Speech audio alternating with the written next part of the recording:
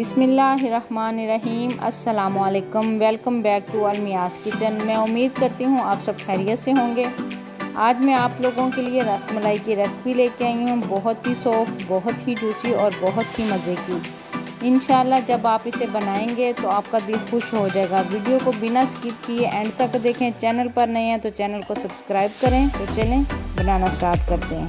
एक ब्रेड है मेरे पास, 2 लीटर दूध है, 1 प्याली चीनी है, ये थोड़ी सी सब्ज़ इलायची है और कुछ ये मेरे पास बादाम है। कढ़ाई में दूध डाल के बॉईल होने के लिए रख देंगे।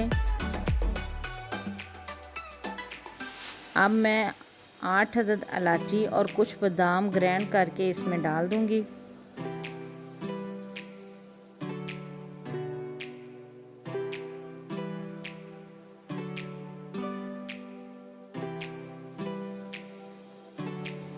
अब इसको एक बॉईल आने के बाद हल्की आंच पर पकने के लिए रख देंगे।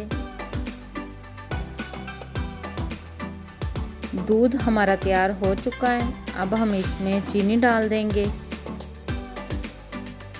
ये मेरे पास हाफ प्याली दूध है। इसमें हम 2 चम्मच कॉर्नफ्लोर डाल के इसको अच्छा सा मिक्स करेंगे।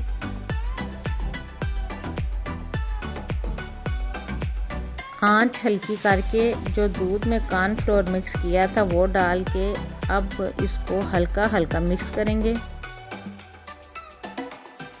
अब हमें दूध की जितनी थिकनेस चाहिए थी वो परफेक्ट तैयार हो चुकी है।